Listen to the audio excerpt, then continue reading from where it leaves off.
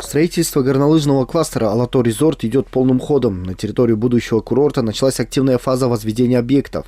Инвесторы приступили к строительству гостиниц, ресторанов и инфраструктуры для отдыха. Этот проект является одним из главных и приоритетных проектов для страны. Государство взяло на себя ответственность за проведение всех необходимых инфраструктурных коммуникаций. Вода, свет, дороги, государство построит все это. Землю мы реализовали через тендер. Теперь здесь построят отели, коттеджи. Одним словом, будет все необходимое для туристов. Владельцы земельных участков получили государственные акты, красные книги, что стало важным юридическим шагом для начала реализации крупных бизнес-проектов. Участки для строительства были приобретены на открытом аукционе, где активное участие приняли отечественные инвесторы. Мы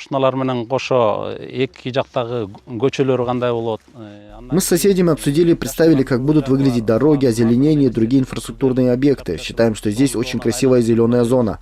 Мы должны хорошо залить фундамент наших объектов, так как здесь горная местность. Тем более зимой здесь много снега, в среднем высотой до 1,5 метра. Поэтому будем строить очень качественно и надежно. Создание «Алато Резорт» позволит не только привлечь туристов со всего мира, но и даст мощный импульс развитию региональной экономики. В планах новые рабочие места, рост малого и среднего бизнеса, развитие сферы услуг и увеличение налоговых поступлений в бюджет. Мы выиграли тендер, хотим построить здесь коттедж. Сейчас мы осматриваем территорию. Раньше видели эту местность только на картах, и поэтому о ней было другое представление. Сейчас, смотря на местную природу, понимаем, что выбрали отличное место. Местная природа очень красивая. Государство хорошо помогает местным инвесторам, создаются все необходимые условия.